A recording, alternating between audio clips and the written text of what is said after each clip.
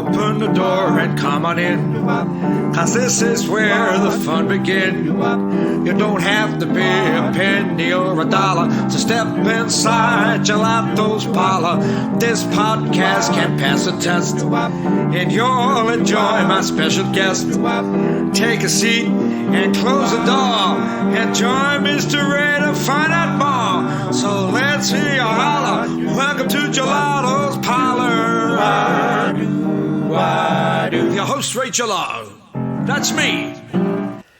Hello, everybody. This is Ray Gelato. I'm back again with Gelato's Parlour.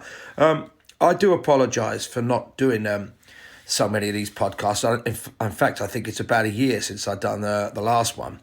And the reason being is the lockdown, it affected us all in different ways. And certain things I just didn't have the mind for. We did an album in lockdown with a band, recording all their parts at home and slowly clawing our way back to work. But I thought to myself, I got some nice feedback on the podcast and some lovely comments. So I thought I'd revive Gelato's Parlour. And at the point with these podcasts, I just ramble on about anything. Sometimes I'll have a chat with people's, characters, London characters or whoever, actors, actresses, musicians, and all that kind of thing. But in this increasingly nutty world, I like to try to keep it quite light-hearted. And I thought this series of podcasts, I was just going to do a kind of a Ray's Rants thing about the things that irritate me, like little irritating things in the world going on that I think, they are definitely first world problems. But, a problem is a problem, no matter how small or big it can affect people. And this is light-hearted, these ones. But the first one I want to really talk about. So there's all these little life's irritations, right? What's going on. And they seem to be getting worse, whether it's call centres, whether it's QR codes on menus in restaurants, which I'll go into. But my main bugaboo at the moment are these toilet seats, right? I mean, it sounds funny, but these ones that you push them up to have a pee, right? Obviously, you're a lady, or some guys, I suppose, will sit down, right?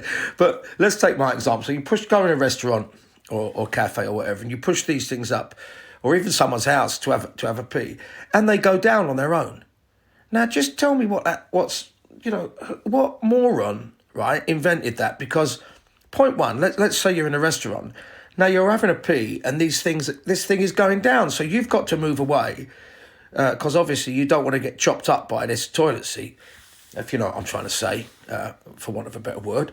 And so you've got to move back. So you either sort of pee on the floor, or the rim round the toilet, and then you've also got to kind of like pick this thing up, so it goes right the way down, and you've got to touch a toilet seat in a restaurant and try to sort of pull it up again because it keeps flipping down. Now, I don't understand why that was invented. It's absolutely ridiculous. You push a toilet seat up, it should stay up. I want to push it down myself or whatever.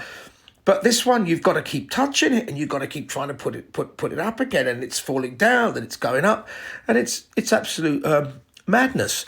It really does. And I say, what I'll do is then usually I won't even bother, because I don't want to touch a toilet seat in a restaurant. I just don't want to touch it, push it up and push it down. So I'll usually sort of try to have a pee around it, and naturally there's a splash. And I'm the kind of guy that I think, dirty people in restaurants, that really annoys me, who mess up toilets. So I'll get the paper, and then after I've done that, I'll make sure I go clean it up. No, it's not nice to talk about.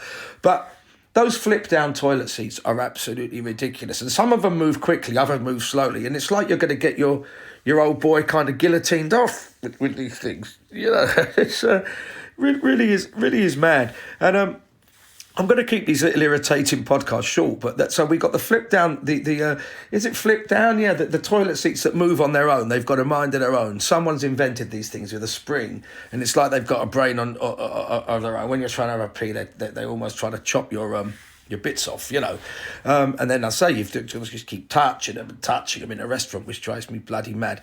And then we're talking about restaurants while we're on the subject of this Gelato's Parlour. And I say I'll keep these pretty short, like 10 minutes or something like that. But I find the other really bad irritation for me, what I actually hate with a passion, are these QR code menus in restaurants. Now, everything now is all this, we're out of the COVID thing, I mean, for now. And I'm not a denier, I've had my vaccinations and all that, but I'm quite a liberal guy, and I think each to their own, But QR codes on restaurant menus drive me absolutely mad. I understand maybe during the height of the pandemic, when the restaurants were allowed to open again for temporary or whatever, that they had these things because they said that they didn't want, people touching menus. But you could apply this to cutlery, you could apply this to tables and anything. I mean, it's just stupid and lazy. And I hate restaurants with it. In fact, I'll tell you what, the other day I was in a place, I'm not going to say where it was, because it's actually a restaurant that I like. And I went there with a mate of mine, and he'll verify the thing. And I go in. Now, you say, we're at the back of this COVID thing now. We've got to get back to normal. We can't keep going on and on and on and using this thing as a complete excuse all the time. So I go in the restaurant, lovely Italian restaurant. And what they got? They don't have no paper menus, no proper menus. They've got the QR code on the little plastic thing that you've got to order. Now, point one, I don't want to sit on a telephone in a restaurant. I think it's wrong. I've been with my family with the QR codes, and everyone's getting their phones out. So the last thing I want to do, the thing that winds me up in any restaurant, is people just sitting there, families on their phone. And you're telling me that this QR code bollocks doesn't encourage that? It's absolute shit. I'm sorry to say that, and maybe Apple will ban me for using that word, but it's lazy now, and it's annoying. And so you download the menu on the phone. Sometimes it doesn't work anyway. And other times, right, I can't see it. I'm 60 now, and the guy I was with is a little bit older than me. And I'm serious, I can't see the menu, it's too small. And then I've got to scroll in and pinch up on it and then go down. Now, part of going to a restaurant to me is to sit down in a nice atmosphere. The restaurant in question was very beautiful. They'd done it, really Italian place, they'd done it really, really, really nice inside, like a sort of a Godfather, a 20s kind of 30s looking place with the mosaic floors. They'd done it, not they weren't meaning to be retro, but it was lovely. But they got these QR codes. Part of going into a restaurant is to be given the menu, to look at the menu, to collaborate with the people you're sitting with. What you're having to eat. Oh, I'm having this, I'm having that. Maybe I've been here before, I recommend that. You can't do that on a phone. You're scrolling up on this thing. And I actually, so you like to just sit there, you like to look at the menu. So I asked the waitress, I said, look, let me, so I was honest. I said, things like this make me not want to come to a restaurant because it's I want to come for the experience. I do not want to look at the phone. And she said, well, prices are going up and it's easier for us to update. I says, there you go. I says, you see, you got it. It's easier for you. It's easier for you. And I wasn't being rude. I said, it's not easier for us. I don't like, yeah, but some people like it. I says, young people might like it, but people of my age and even older, we don't like it. We really don't like it. We think it's awful and it's impersonal. It's encouraging people to stare down at a bloody screen again. I just told her in a polite way, I said, just a bit of feedback, because I'm in the entertainment world as well. I understand how it works as well. People want an experience when they come to somewhere. What next? Digital? It's going to be digital waiters and waitresses, isn't it? I mean, that's the way it's going. And it annoys me when these restaurants kind of buy into this. And they wouldn't really have it, And then I spoke to the guy in there as well, who I know, and mentioned it to him. He says, yeah, but again, it's easier for us to update. I said, and it's expensive to keep changing the menu. I said, but the point is, right? Okay, well, even if you go on the restaurant and you have a bit of paper with all the stuff on it, that's okay. And that can't be that hard to print up or expensive. You don't necessarily need a massive plastic covered menu that we used to have. But this QR code thing really drives me mad. And the last part of this is I've ranted about toilet seats, but it's all restaurant related in a way, right?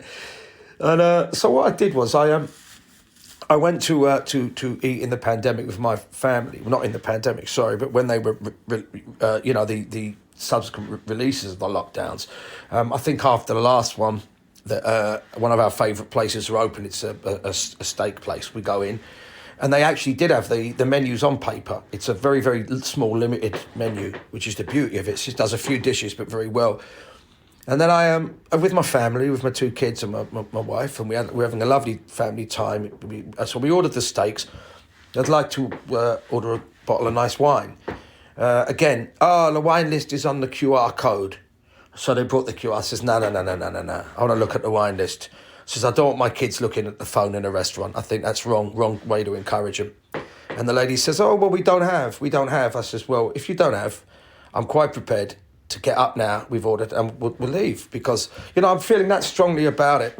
And they soon found a wine list. So I'm just saying, don't put up with it. If we keep putting up with this new kind of thing, what people are doing, it benefits them, but it doesn't benefit us. Anyway, this was a short podcast, but I thought I'd do it again. It's Gelato's Parlour. Welcome back. And I think I'll do a few more. I'm going to try to keep them interested. I'm going to be talking to some characters again and some, authors and all kinds of people, film producers.